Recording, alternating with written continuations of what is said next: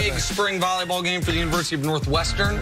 Yeah. So back in Chicago. Northwestern? Bro, what you doing over there on campus? Got a little partial scholarship going on over there. No, it ain't partial. It's full. Oh, okay. Yeah, she took all the money because they don't have a full scholarship for all sports. Right. I'll take your money, your money, your money. Yeah. And my daddy got some money. All right.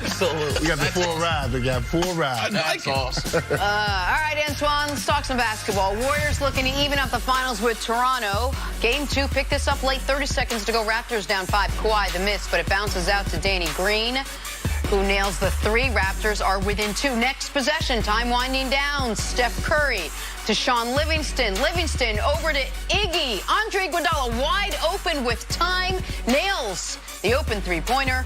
And the Warriors take the win 109-104.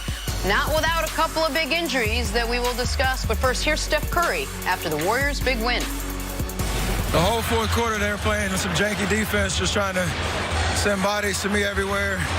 And our whole roster just took advantage of it. Like, over the course of the game, that's kind of disrespectful to leave Andre Iguodala open like that.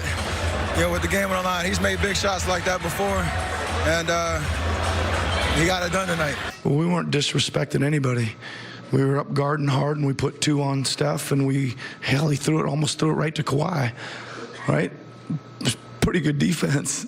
I really didn't see where Iggy came from. He came up, Livingston found him, and he knocked down a shot, big shot. Did you want to see the ball in his hands in that situation compared to anybody else on the floor?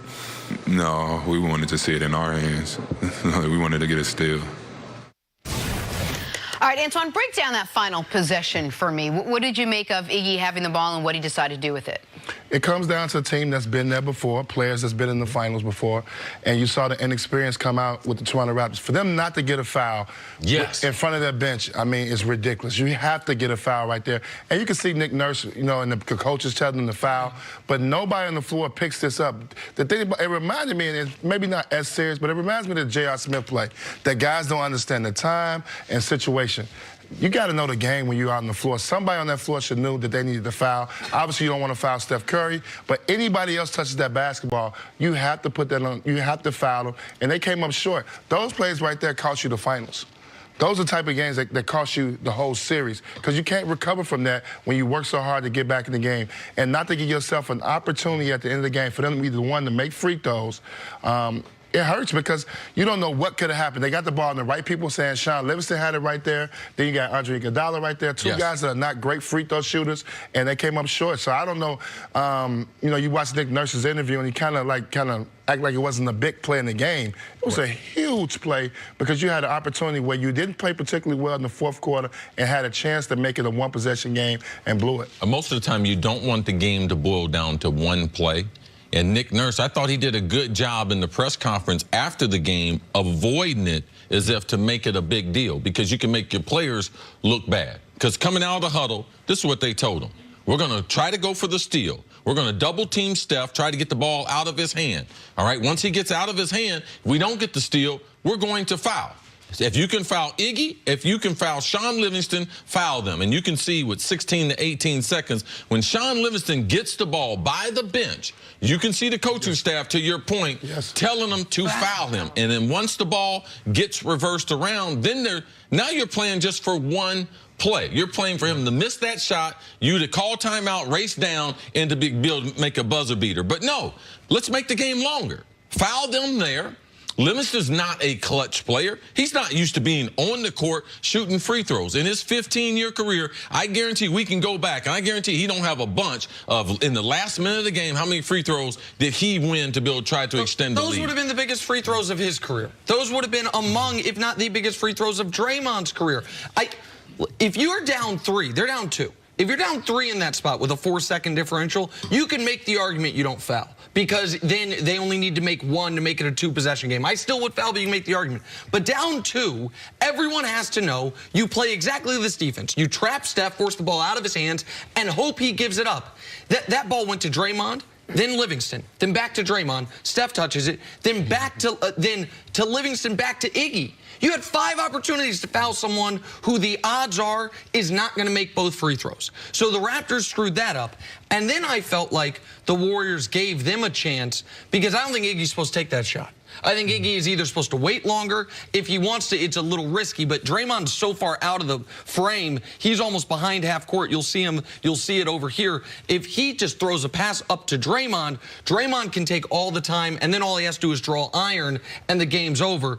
I didn't think that was a good shot by Iggy, but he made it, so it's an all-time great shot. It was a bad shot. You got in that situation, Andre Iguodala, he should dribble it out right there. He can hold it. Even if he tucks it, you got to hold. They didn't even come running after him. He could have probably ran the whole clock out with the ball in his hands. If you really look at that play, they never come chase Andre Iguodala at all. He could have held the ball if he wanted to. It's a bad shot that went in, and you know those are the moments you live for. You can't get mad. Right. It's nothing Steve Kerr. They're going to talk about it. It's going to say it's a great shot. But in those situations, and you don't think he will make that type of mistake, being that he's been in the finals as many times he has, MVP of the finals. You don't think he would make that mistake, but he made the shot, so you make up for it. So let's talk about the rest of the game. Klay got hurt in this game. Kevon Looney got hurt in this game. Steph Curry had a real tough time right off the bat. I don't think he scored for the first, 6 minutes or whatever it was. They went on a couple of runs back and forth. Despite all that, how did the Warriors win this game?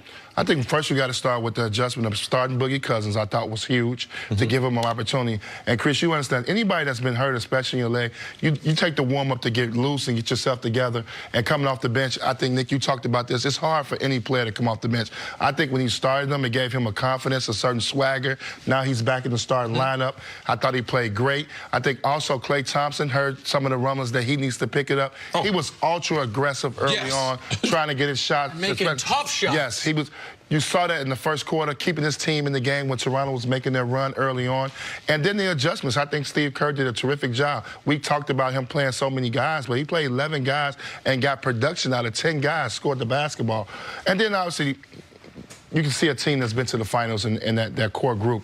I mean, you got 34 assists. I mean, the way they move the basketball, the way they share it, all those things played a big part in why Golden State was able to win this game. To me, Boogie Cousins, too, and it took over in the second half. In the first half, he was spot duty, played 5 minutes first quarter, 5 minutes in the second quarter. But in the second half, where they needed an offensive punch, passing the basketball to be able to let them be able to run their system, to me, that was the biggest difference. They're assisting.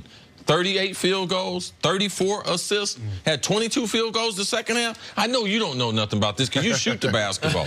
22 field goals the second half, all assisted on. It's unbelievable. That's teamwork to make the dream work. That's also championship experience, but it's relying on your teammate for his skill level. And for this moment, Boogie Cousins, the biggest of his career, he was outstanding. It's the highest assist percentage in a playoff game, Chris, in 20 years. I mean, 34 of 38 is almost impossible. To go 100% in the second half, it's truly unheard of in a playoff game, much less an NBA Finals game. But the people are going to point out 2 separate moments in this game. The 18-0 run to start the second half, and then the drought at for the second half of the fourth quarter. I'm going to key in on a different moment. The Raptors were up 11 with 100 seconds left in the first half with the ball. If they go into halftime with a 13-point lead, with a 14-point lead, things are so different. If they can just keep the double-digit lead like they had in game 1, 10-point lead at the halftime. Instead, they had empty possession after empty possession, and the Warriors all of a sudden go on a quick little 9-3 run to where they went into halftime, I'm sure, thinking, man, nobody other than Klay is playing great, and we're right there. We're 2 possessions down with the ball to start the third quarter, and that, to me, is what propelled them on that run. And on that run, Chris, you mentioned this earlier, you thought Nick Nurse took a timeout a few possessions late. He waited until it was a 14-0 run to take that timeout. Maybe a more seasoned coach and experienced coach at 7-0 recognizes, guys, this could get away from us quick. He waited a little bit, and at that point was already away from him. I just thought he should have called the timeout because they couldn't make a shot. I would get me out of bounds, call me a good play to be able to get me a good look to try to get me a bucket. Yep, something to the basket. All right, Antoine, stick around. Much more to talk about with this game. Did the Raptors blow